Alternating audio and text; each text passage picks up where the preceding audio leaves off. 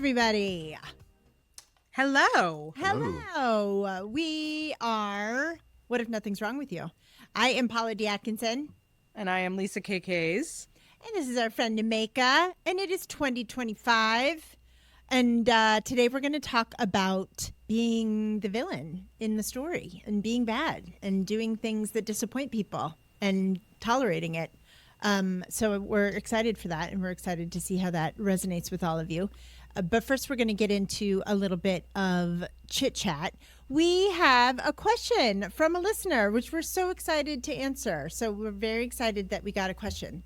Nameka, can you read the question for us? Sure. Thank you again. Please, whenever you can do a review, please also give us questions for Lisa and Paula to answer. Yes. We are honored. Yes. So here it goes. Hi, Paula. I have a question. First of all, I love your podcast with Lisa. I've been thinking about going back to therapy. Have done it very sporadically in the past for anxiety related to pretty much all aspects of my life, which has had a negative impact on my work and personal life. I think my problem is I do not trust myself to be in charge. So I fumble stuff at work and I don't drive. I've been to therapy to address the driving thing and was told to acknowledge my anxiety and then just drive away. This was not helpful.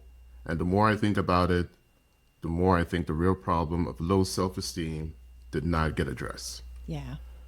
Do you think it would be worthwhile to go to therapy? And if so, how can I avoid these people who tell me to acknowledge my anxiety and push forth anyway?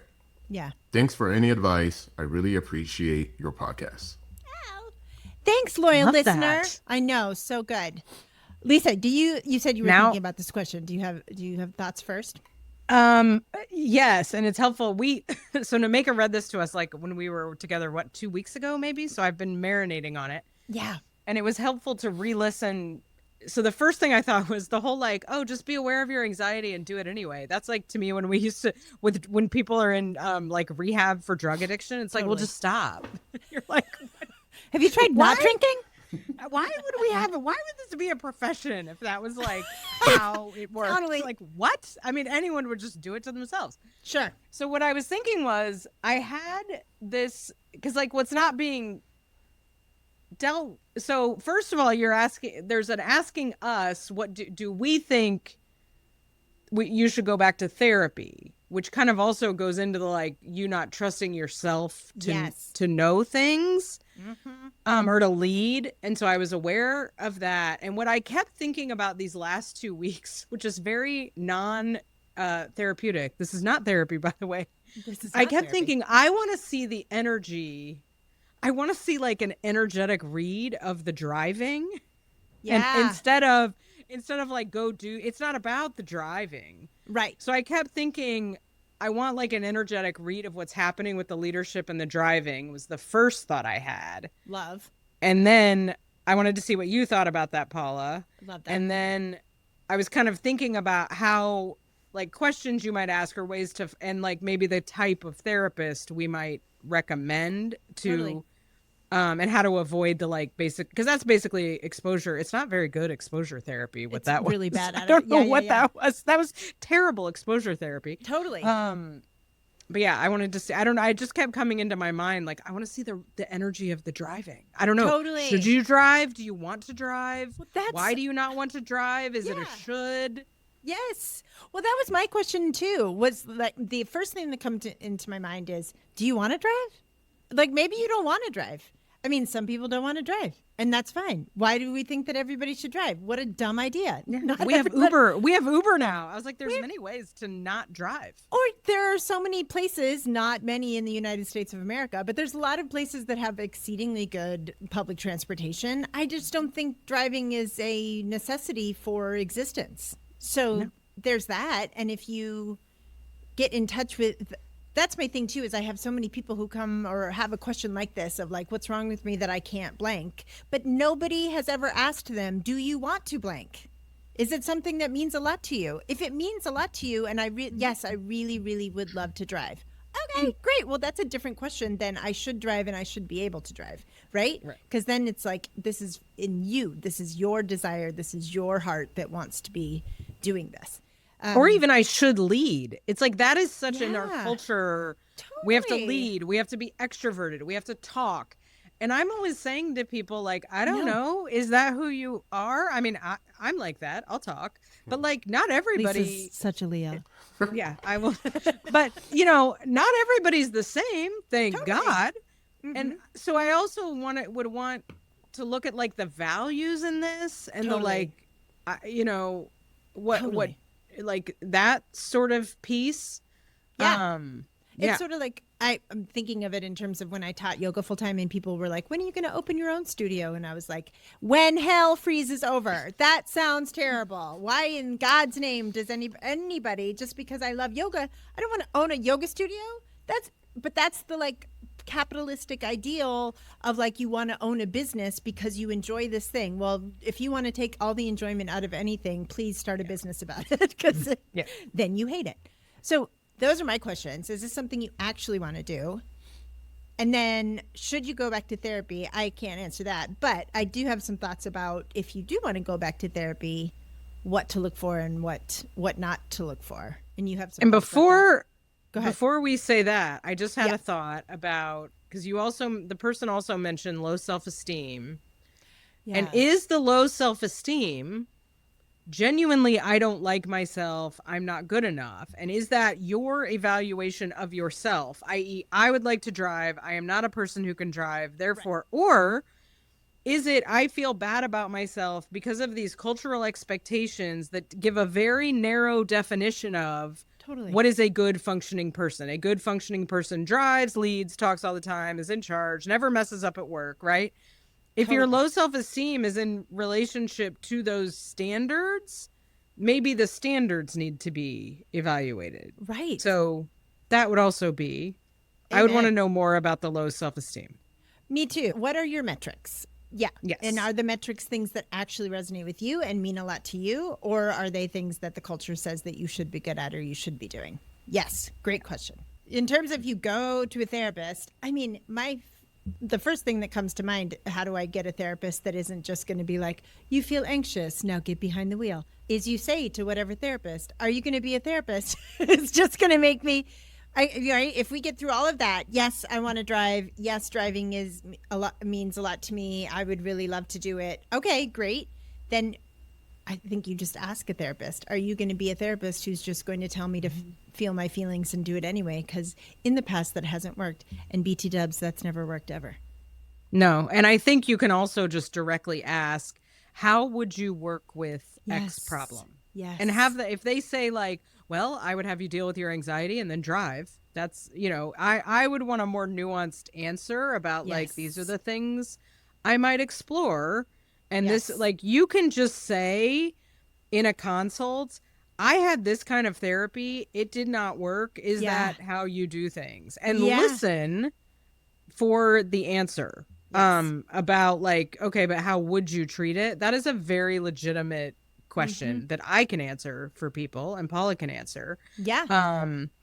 And I was also having this instinct that like, there may need to be something more, I don't know. I was feeling like an IFS, if you wanted to go in like something like a hypnosis, something not intellectual for this person, an EMDR, but something more nonverbal, something somatic. That was my instinct. Agreed. Right. The solution and the problem do not come from the same place. So if the anxiety about driving exists in your intellectual, rational mind, and you have a therapist that wants to dig around in your intellectual, rational mind, that's probably not where the solution is. So yeah, an EMDR, a hypnosis, a psychic healer who's going to release the driving anxiety from your body, something a little bit more groovy and woo and not intellectual is probably where you want to go. Also, please ask, how do you deal with people who have low self-esteem? I want to hear a answer to that is nuanced and not, I'm going to give you workbooks and affirmations. If the person says affirmations, please run. Please I run. like affirmations. A million. But if that is the main, Yeah, that's not okay, the main sure. thing you do. Sure. With like low self-esteem. I feel like that's the equivalent, if that's all you're doing, to like, just get in the car and drive. Yeah, right? that's true. Some It's people true. give that as the treatment plan. Like, I'm just Right. gonna tell you, oh, just don't think that about yourself. And it's like, Just stop drinking. No. Have you considered stopping drinking? Yeah. Okay, that makes sense. I do like affirmations though, for the record. I use mantras. Okay, and mantras. I sure. just would not present it as the treatment plan. Yeah. That makes You know what sense. I'm saying? That makes sense. Good. But I think the questions at the beginning of like, what are the metrics by which we are measuring ourselves is a good question to ask all of ourselves all of the time. So thanks, listener, for that question. That's so helpful. And please, all of the rest of you listeners, if you have questions for two a disillusioned, grumpy white lady therapists, we would love to hear them. Yeah. We'll do a case consultation. Yeah, That's exactly. great. That's what We've that not had was. supervision. We've checked did. our ethical box. Great. We did our ethics for the week. Okay, so some other chit chat that we have today. We have an example of a climate crisis where Lisa's dealing with snow days with her children, and I'm dealing with the entire state of California that's on fire. So, Lisa, you go first and talk about your insights around snow days. We're on very different poles here, aren't we? Yes, we are. Wow. What I learned, so I have a much more active TikTok account now. Yes, I you get do. comments. I get comments now. It's very exciting. I've never Get had it. a social media account that ever did anything. And I made a joke. So I learned a lot about Don't do people. that. The superintendent of my son's school district made a YouTube, which was very cute. It was a YouTube video announcing a snow day. And he had, it's like, it's a snow day. It's a snow day. And it was super cute. And all the kids were dancing. And there was a woman on a couch going, yay, it's a snow day. And I thought that woman was a mom. So I made a joke saying, I know that the superintendent of my son's school does not have kids because he made a video showing a mom excited about a snow day being added to this interminably long winter break that we had already had. Yeah. When many moms were like losing their marbles, like, oh my God, this is a lot of unstructured time. My kids do not do well with unstructured time. They were sick a week before the winter break. Like, it was like a month.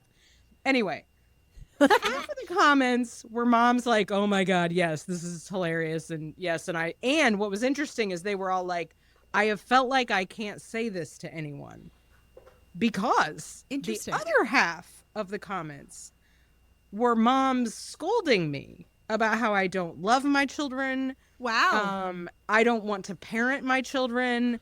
I need to be out in the snow with my children. I need to be baking cookies with my children. If my children are watching screens too much, that is my fault. It was harsh. Wow. And what I kept thinking, and what people then started saying was, what a failure of imagination about people's different circumstances. Yes. There was a complete lack of, and I had even mentioned, like, my kids were sick. Some people were then yelling me like, well, why do you want them in school? I was like, they were sick like oh my God. But there was this failure to imagine single parents who might be working. Like, hi, we live in a capitalistic culture where people have to work and earn money. Parents who might have to leave the home to go work and then have to find childcare. Like, it's very discombobulating when any kind of disruption happens. My kids don't like to be cold. Lucas will only go outside for snow days at 9 p.m. for reasons no one understands, but he won't go out till it's dark. It was this failure to imagine anything other than your own place of privilege and emotional experience. Totally. And it just kind of was this fascinating study of this, what I think is a huge failure of empathy about like what other people are experiencing and the standardized box. In these comments, and I mean, we're talking a lot of comments. All the children were identical. All the homes were identical. All the jobs were identical, right? Every situation was a box. And I was like, what a world. What a world. Wouldn't that be convenient? Yeah. Wouldn't that be nice if all the kids were all the same and we all spent 8 hours frolicking in the snow? I don't know. None of these people are Gen X. None of these people had parents who literally had no idea where they were at all times. Yeah. I was hanging out with one of my Gen X friends and her sister, both Gen X, and they were talking. We were at trivia, and so there was some question at trivia about Pop-Tarts. And I said, "Oh, I've never had a Pop-Tart. My mom wouldn't let me have Pop-Tarts. She was a hippie. I'm not allowed to have Pop-Tarts." And they both were talking about how, "Oh, we had Pop-Tarts in the feed yourself drawer." And I was like, "That's the most Gen X thing ever, to have a feed yourself drawer in the kitchen." I was like, "That's so good. That's so good." Gone are the days of the feed yourself drawer. Let That's me tell amazing. you what the judgy moms would have to say about the feed your. I have a feed yourself pantry, and let me tell Good. you what the moms think when I let their children feed. It's like that is a no. The Gen X God. ways. The number of people that were like, I played with my children in the snow for 4 hours. I was like, I don't remember ever being with an adult. 4 We had a hours? lake. We were on a frozen lake. It may not have been the best idea. Safest I don't thing. remember an adult with us, which is fine. My mom was making grilled cheese and tomato soup. I mean, fine. Thank But God. like, what? I don't want to be out. It's cold. Who are these people? Like, I mean, what's I happening? don't have kids because I was a nanny for a long time, and I realized I don't love hanging out with kids all day. And that's why I didn't give birth to any. But I would be in trouble so much with Be in these trouble all the time. self-loathing moms, these high expectation moms, and that's what it is. It's like it's everybody's own self-loathing. Yeah. That they have to judge everyone else. Yeah. Yeah. Well, on the other side of the country, very similar circumstances in terms of people can't imagine outside of their own circumstances. So the entire state of California, that's not true. I live 2 hours due east of Los Angeles. Los Angeles has been on fire for over a week now. It is so heartbreaking. I am from the Bay Area, and so I'm not supposed to love LA. It's sort of like, I guess, Boston and New York, I don't know. But I do love LA. I love LA. It's such an incredible place. And it's weird to live here because we're so close that I can feel the vibration of it, but it's also gorgeous here. And because the winds go west, there's no smoke or anything. The thing that I feel like I need to say are two things. Number one, people are focusing on the celebrities who've lost their houses, which is fine because they're celebrities. And so everything they do, we have to care about.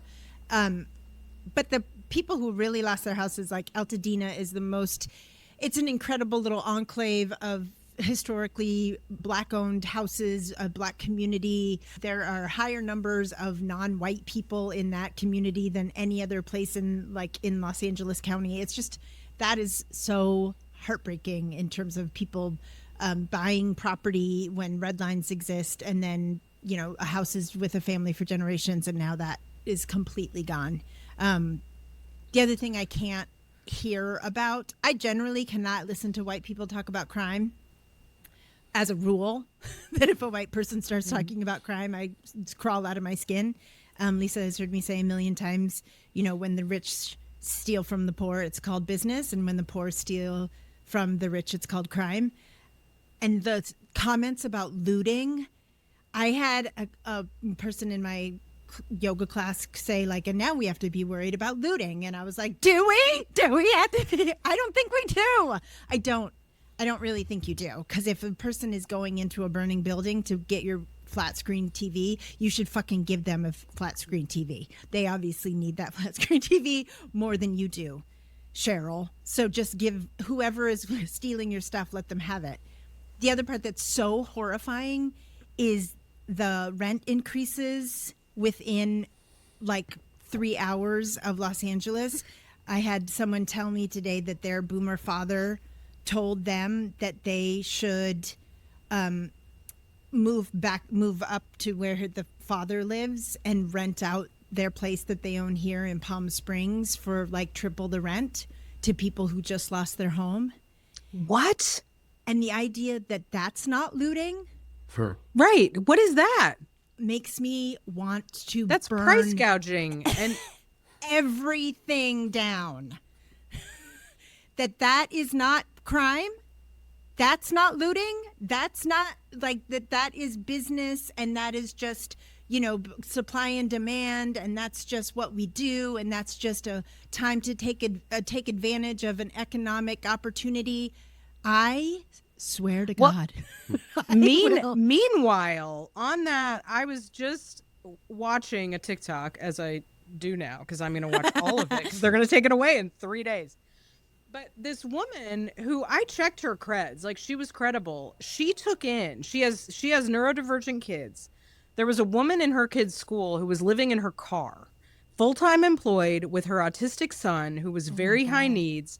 And she had, was raising her son alone. The kid's care was very expensive and she couldn't get together the security deposit, the rent, the whatever. So they were living in her car. Wow. She formed a relationship with this woman. And she's a clinician like us. So she's like, I interviewed her. Like I gave her like a psychosocial. I made sure there was no mental illness, substance abuse. And she eventually invited the woman to move into their house. And she was like, it's been amazing. There's 2 caretakers for 3 neurodivergent kids. The kids are vibing. We both have help. Someone called CPS. That's a crime, Paula. That is a crime. A teacher Oh my at God. her child's school called CPS saying that her decision to do that was endangering her children. To live as a village? Yeah. As So what we humans are need meant to live? because what we're supposed to do is leave people living in their cars Right. or price gouge them When they into just lost their home. homelessness. That's good behavior. Exactly. That's fine. We're not going to, now we have an emoji. We're not going to call CPS and worry about the kids living with those people. That's who I'm worried about. Let's worry about the kids living with those people. Exactly. And the cops are not called if a landlord decides, oh, well, this rent was, it was $3,000 last week, but now since the fires, it's $9,000 a month. You don't call the cops on that.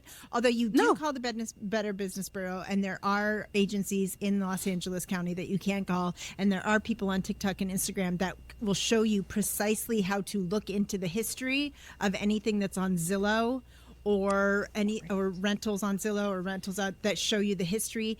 And if there is an increase in rent since January 1st, 2025, you can report them, which I think would be such a delightful use of my time. And I think I'm going to do that. I mean, while we're tanking Meta's stock, let's do that too. Yeah.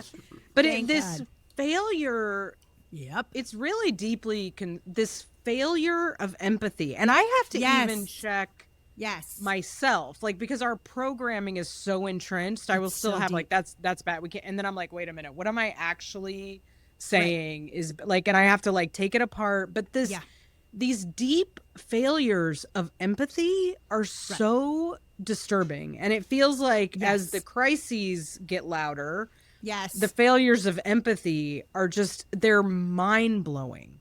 They're And then mind-blowing. We wonder why anyone is depressed. And then Why are we have all, the audacity to say that your depression is your problem and that you can fix it all by yourself in a room with another white person. Why might you be having difficulty figuring out how to lead in a society that is wholly sociopathic?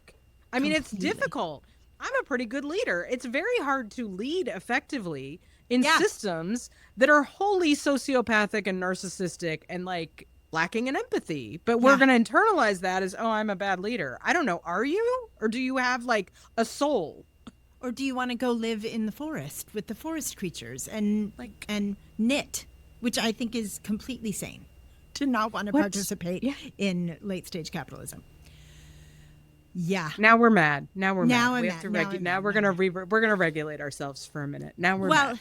I'm going to regulate us by talking about an incredible television show that came out in 2022 that I didn't watch, but I'm watching now, and it will not make you less angry, but it is so satisfying. It is called Bad Sisters, and it is a story about 5 Irish sisters who live in a small town in Ireland, and they are plotting to kill the narcissistic sociopathic husband of one of the sisters, and it is so good. I know I'm late to the party, but if you need a show, we gave up on Silo, by the way. I'm like, I can't gotta do it go. either. I need a gotta go. show. It's so boring. I have shit to do. I'm not just going to so promising. I'm like, it's so dark. It's like I can't even see it. I keep adjusting the lights. I was like, are my eyes going bad?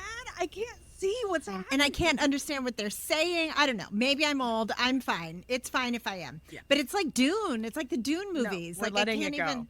Yeah. I was about to text you last week and be like, are you stopping Silo? Because I don't think I have any more in me. Yeah. No, Carlos said he'll watch the rest on his own. So good. But Bad Sisters is incredible.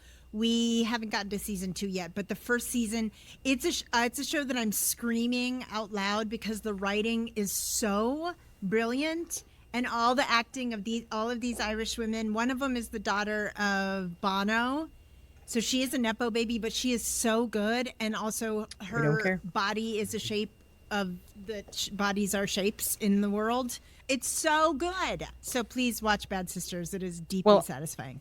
And I do have to say that when you mentioned it briefly, I thought you said it was reality TV, but I'm now understanding from the plot line that is not the case. No, and it's not American, and it's not American because the writing is so good, and it was I think it was a Danish show that they turned into an Irish show. I don't know. But anyway, it's not, you can tell it's not American because all of the women have thoughts, feelings, and ideas of their own and are like, actual self-actualized humans. So it's really good. I love it. I'm into it. You're going to love this show. I can't wait. The guy that plays the shitty husband that they just refer to as the prick is so believable. It hurts a little bit because he's so awful. Carlos, I can't wait for them to kill this guy. Okay, so that's our chit chat. Okay, now we're doing it. Now we're in our main course. We're going to do our main course today. Talking about being angry, we are talking about leaving stuff, being the bad guy, being the villain, doing the thing that feels bad in your body and getting used to it. It's like endurance training where you're going to endure it a little bit.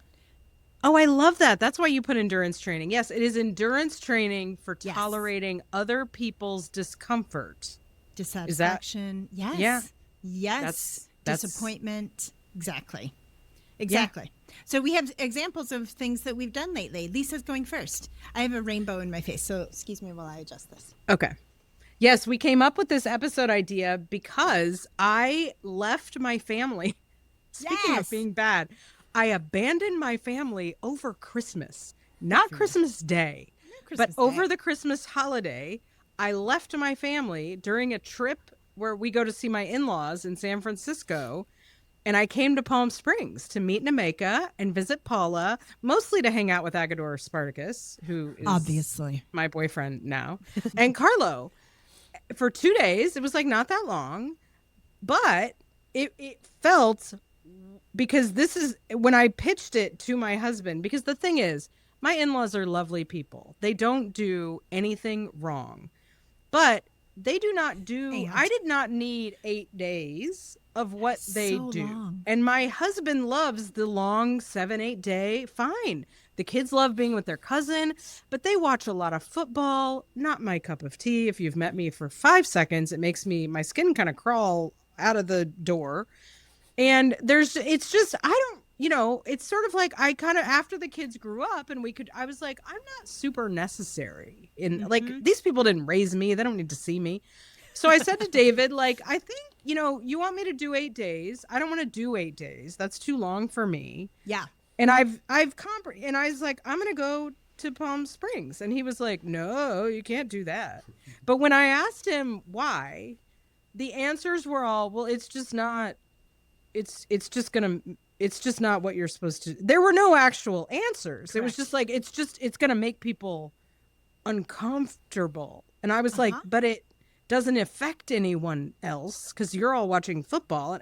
And so I think I don't think he loves this, but he did kind of come around to like, this is a should. It's an idea of what families are supposed to be like. Yes. And when we make people live into an idea that is not actually based on people's lived experience, I honestly think they're probably all happier without me there. Who wants to be enjoying a group activity while another person is like, I'm just going to read my book that's not a good vibe, right? Right. So nobody will admit it, but I think secretly they're, it's probably fine. Yeah. But it's this, what I'm not doing anymore is not questioning the lived experience for my kids, there was a dinner. Everybody wanted my kids to go to a dinner. I was like, no, I'm going to be miserable. They will be miserable. They will make you miserable. Yes. Like, we're going to focus this not on what the Norman Rockwell painting. Oh my God. But on how people will feel and experience this. And it does make people uncomfortable, but I've decided that other people can be uncomfortable instead of it being me. Woo! Which is revolutionary. Kind of, not what we are supposed to be doing. And that's what this whole episode is about, is that allowing other people to manage their own discomfort. We're going to talk about that. I did something similar where I was a part of this incredible group of other psychotherapists and I love them each individually. I love them as a group. I love the way they love each other. I love everything about them, except I hate being a part of the group in the way that it was context, in the way it was formulated, in the rigid ideas of this is how we do group.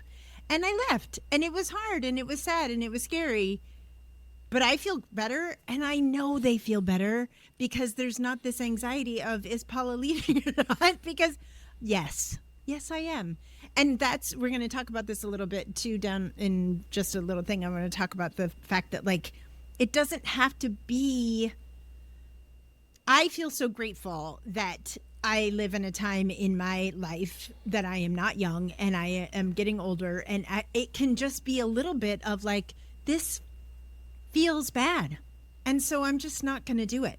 And it doesn't have to be that we don't have to get to a point where I literally want to burn it all down. I hate everybody. We have to fight. It doesn't have to be any of that. That everybody can just have permission to do what they need to do for themselves. And we don't owe anybody anything. And we owe each other kindness and love, but that it doesn't look like I have to be doing something I really don't want to be doing. Because the obligation, the vibration of obligation, you can feel. You can feel. And when I have a new, like, new-ish liberatory based therapist, and I was talking to her about a situation where I felt like I was supposed to stay in something, and she was like, but when we make someone stay somewhere they don't want to be, it harms the group.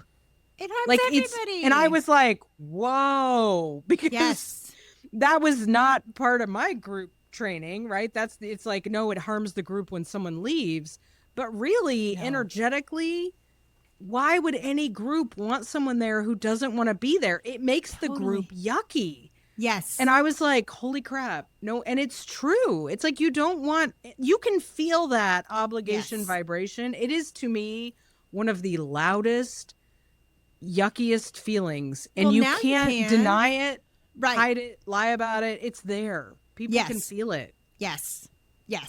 Great. And so, Lisa, you wanted to say specifically for women around like the standards and the shoulds, etc.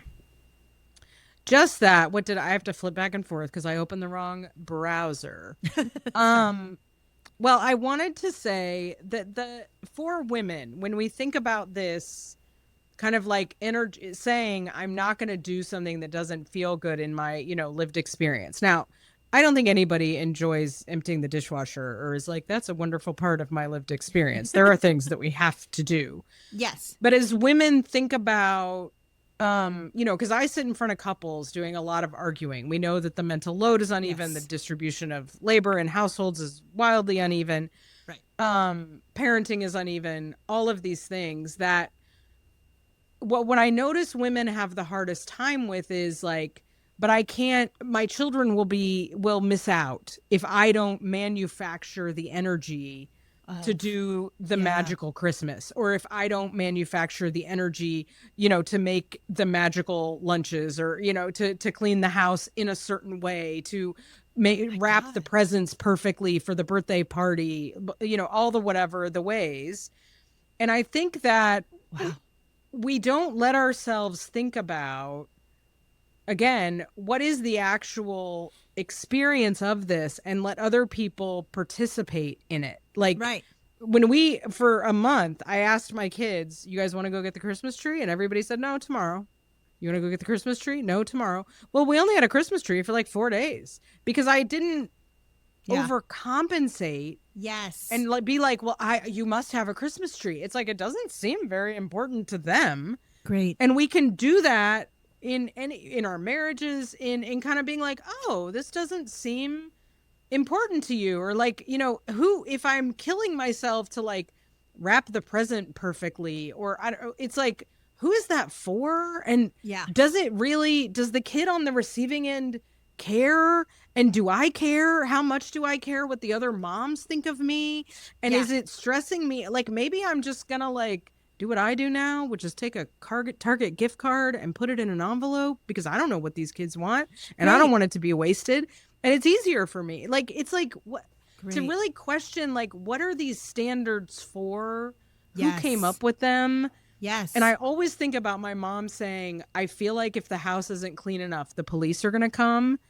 And I think about that a lot in terms of how much of this is just busy work to make women feel like you don't have time to have a job, or you don't like how much of this is manufactured busy work if it turns out that when the men do it, the standard is much lower. Yes. And why do I have to compensate for that? Maybe it can all just be average or less than, and or less than, probably live. I don't know.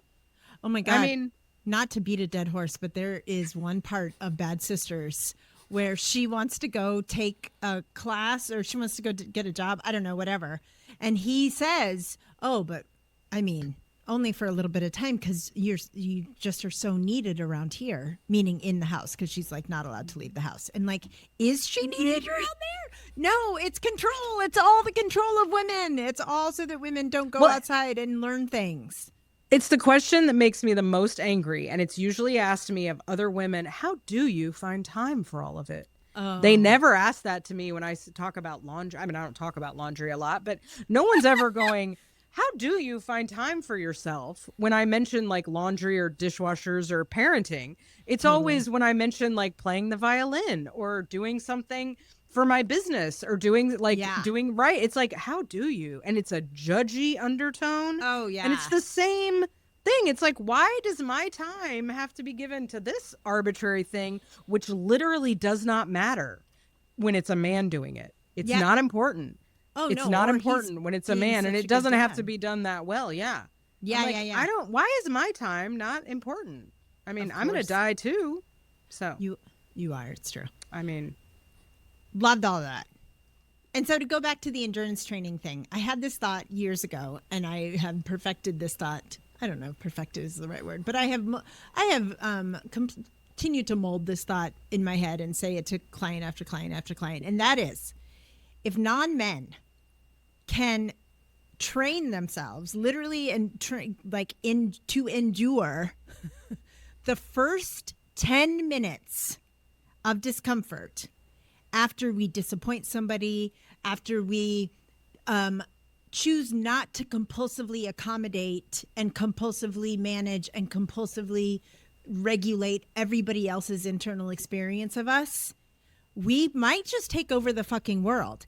But because we're brainwashed to believe that we need to spend our time and energy on consistently and compulsively managing everybody's experience of us all the time and make sure nobody is disappointed with us ever, even though other people's expectations of me are none of my business, it's still infiltrated into my system that I have to manage their experience of me. If we could just, and it really is, because one time I said no to somebody that I was working for, and I really did time it, and it was just 10 minutes. It was just 10 minutes after saying no, and then it kind of dissipated, and then I was fine. Yeah, it was like a craving, right? Drug cravings, 20 minutes, they say, surf the wave. And if I just had this thought, make men your role model. They're very, very good at this. Oh, so good. What do men do when they upset a woman? They try to calm the woman. This is not all men, but and in general, and this is not actually, I'm not actually bashing them. I think there's legitimately something to be learned here. They try to placate her. They calm it down. They get them like kind of like, okay, are we calm now? Are we good? And then they walk away and they never think about it again. And they never bring it up again. Literally, and they a hope to narrative. God nobody brings it up to them, and it's Yeah. done. They're Yes. playing. They're off living their life, and it's not taking up mental space in their head. And Totally. they are our role model to just be like, hey, I didn't like that, or I'm not going to do that, or I'm going to do it this way. And then you have some feelings about that. I get that's hard for you. I understand. I still need to do it this way. And then you just walk away and I don't know, watch an episode of Bad Sisters, and it will just be done. And you never have to think about it ever again. You do not have to think about his discomfort, because what women do is go, well, how do I fix it and make it up to him? And I feel like he feels bad. And maybe I should, maybe like 2 days is too much. I'll just go to Palm Springs for 1 day. He seems upset. Right. That's what we do. That's not what they're doing. No. And gone. I mean, it's just gone. Again, we come back to one of the most miraculous tweets that had ever been tweeted, which is carry yourself like a mediocre white man. It really is one of the most brilliant things ever said on an app that no longer exists. Yeah. Great. Okay. Yes, I love that. Because if you are going to do this at any level, and again, you don't have to, but if you want to play with it, dynamics will shift around. Yes. In some way. And sometimes, and there will be a curve of that. But the really important part, because I think a lot of times what we tend to do, I have done this, I have been there, is like, I'm going to not do stuff. And then he's going to start, I'm not doing the stuff to get him to, he'll realize how much. Finally realize. Right. And then he'll learn. And so the energy is still about him, as opposed to, and I see this with parents and kids too, and I see it with couples needing to make the person's demand wrong. Yeah. So like me saying to David, like, you're a bad person for wanting me to be there for 8 days. And I'm going to argue with you about why that's a bad idea and why it's wrong for you to want that. And, your family is so horrible. And that's not A, how I feel. And B, it's not necessary. I can just say like, I get why you want that. I understand why you want that. And I don't want that. And nobody has to be the bad guy. Turns out nobody's need. We can just kind of be like, I get that you want that. It's reasonable. Totally. Not what I want. Like the kid wants the cookie. I get that you want that. I can't give it to you. But we don't have to say like, you're such a greedy, bad kid for wanting a cookie. Right. But a lot of us were parented that way. And I think then we grow up and we do that because we don't know. We are not grounded in our no, so we have to try to convince the person to take back the request. And if we don't do that, we can just say like, your request is great and it's not one I can meet. Yes. That's okay. Great. And that's exactly what I'm saying this in a different way, but to just go with the no is revolutionary in so many ways. But one of the ways it's revolutionary is that it goes against our white supremacist, perfectionistic worship of reason thinking that we're all brainwashed in, that we're all steeped in, that says that we have to, that you don't have to have a dissertation ready to say, this is just how I feel. I don't have a lot else to say, right? Like one of the things I loved about my release from this group was just like, I don't know much else other than it feels bad. Yeah.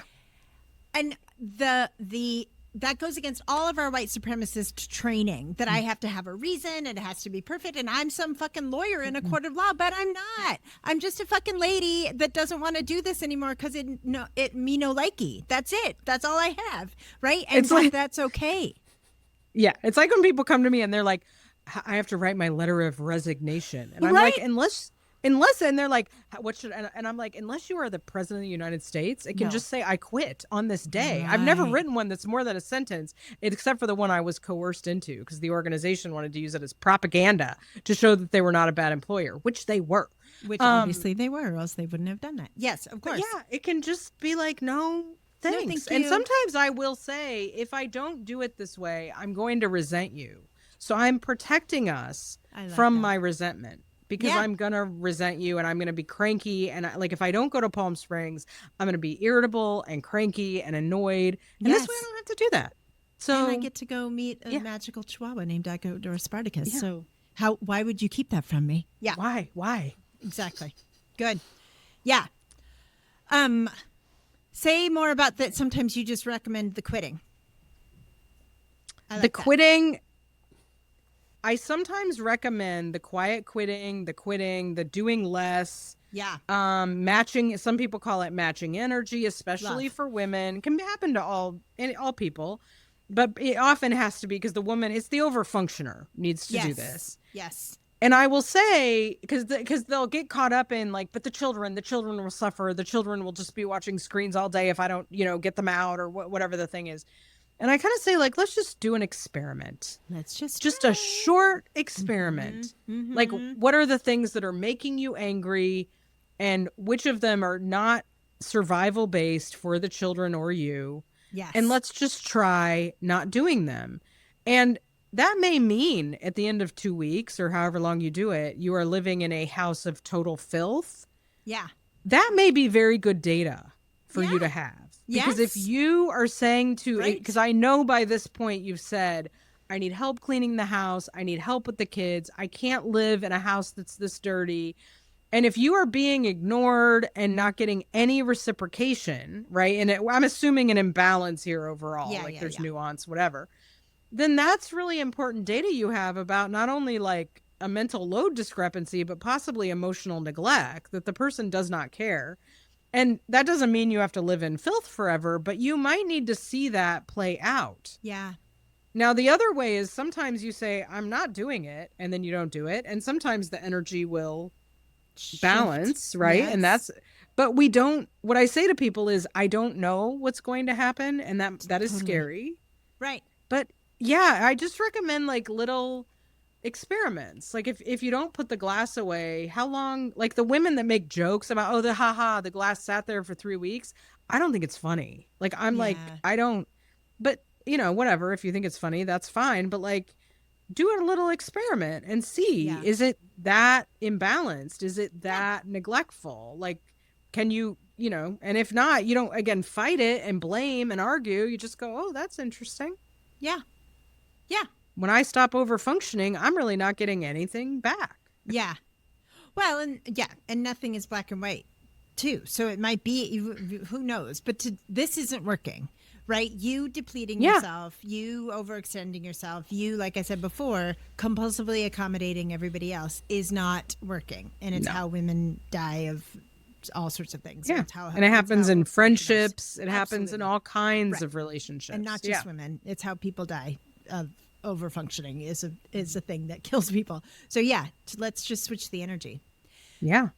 The other piece of it that I like this story a lot that I heard my teacher Ram Dass tell, and it talks about, and what it's speaking to is our culture's obsession with consistency for consistency's sake, rather than just like being on it. It's like you said before about like, instead of this Norman Rockwell ideal of what it's supposed to look like, feel like let's be honest with ourselves about how it actually feels. And so the story goes that Gandhi was leading a march to protest against the British Army, or the British. And after a few days of planning the march, he realized that there was going to be some bad consequences. So he stopped the march, and his lieutenants came up to him and said, you can't do this. People took time off. They left their jobs. They're taking a great risk to be here. You can't stop now. And Gandhi said, I love this. I am only a human. My understanding of the truth changes from day to day. My commitment is to truth, not to consistency. I'm sorry if this upsets you. That is so revolutionary for our very immature white supremacist brains, that like truth is a dynamic entity. It is changing all the time. What was true yesterday maybe not be true today, and to like live in that is really hard for us because we don't like anything to be uncertain, because we think we should be certain all the time, but we're not. And so that, like, I love my commitment is to truth and not to consistency. That's such a beautiful sentiment. That's how the Gen Z children read the vibes, right? Good like that's for how they allow them. themselves Yes. to walk into a space and be like, I know I paid for this conference and I know I signed up for it, but no, goodbye. The vibes are off. Which bye. literally Yes. took me almost 50 years to realize Because I was always like, well, I mean, I was always judging those people. Like, well, how? Like when we talked about our MSW programs, and you started at mine, and I left. Like, vibes are off. I would have been like, gotta go. Like, you can't. Like, what kind of like you know scofflaw sort of? You put money down, you're throwing away money, all the things. Because I never would have let myself. It's like if you sign up for it, well, you go. Otherwise, you're a flake, and that doesn't allow you to be like to take in information. Like it here. I don't like it here. Smart people change their minds because smart people are constantly paying attention, and that means that they're constantly taking in new information, and the new information might inspire them to change their mind. Smart people change their mind. Well, and we talked about when that the white supremacist system creates a lot. So we're not. There's nothing wrong with us. Because like I would have probably been, I don't know how much money you threw away, but you do a grad program and you walk out, you're throwing away a lot of money. Yeah. They set up ways and sunk costs to keep us. Because I was kind of saying like, really, somebody said like somewhere grad school is just free at some country. And I was like, imagine if people were like, oh, like I tried all of that, the countries, not my thing. Ours. Oh, I tried that. We're all having heart attacks because by 18, we don't know what our life calling is. And it's like, it doesn't have to be. Our system wants us the same. It wants us the weight we were when we were 18. Right? Yeah. It's such a shame that I'm not the weight I was when I was a child. Isn't that just horrific? Oh, could you imagine the horror? Nothing in the world that existed in 1994 is the way it is now. Why would my body be the same? I would like to still fit in my jean jacket, but that's whatever. I mean, there are T-shirts from several Lollapaloozas that I wish I still had. Absolutely. But yes, beyond that, no, absolutely not. I wish I still had my T-shirt from the Alanis Morissette concert in 1994 at the Greek Theater on the UC Berkeley's campus. There is a woman on TikTok, I will say, taking old concert T-shirts, sewing in flannels so that if they don't fit you anymore, she just cuts the front, sews in a flannel. It is the perfect mix of Gen X concert T-shirts and the flannel for your shirts that don't fit anymore. God bless you, woman. Right? Yes. I don't think there's anything further to say after that. The other part I wanted to say is to get it even a little bit more woo is what I know to be true from growing up with boomer parents is that most of us, most non-men and some men have been brainwashed to believe that love is expressed through managing or regulating our loved one's internal experience of existing. But that is not love. I'm going to say it again. That is not love. To be obsessed with what the other person is feeling and how the other person is experiencing life and how the other person is experiencing you is not love. Love is I prioritize my existence and then I trust that you can prioritize your existence. And the first time I ever heard one of my psychic teachers say, well, if you're taking care of them, if you are caretaking them, you are speaking to their lowest vibration. You are saying to them, I don't trust that you can manage yourself, which for a lot of us, our parents could not. So we understand where this comes from.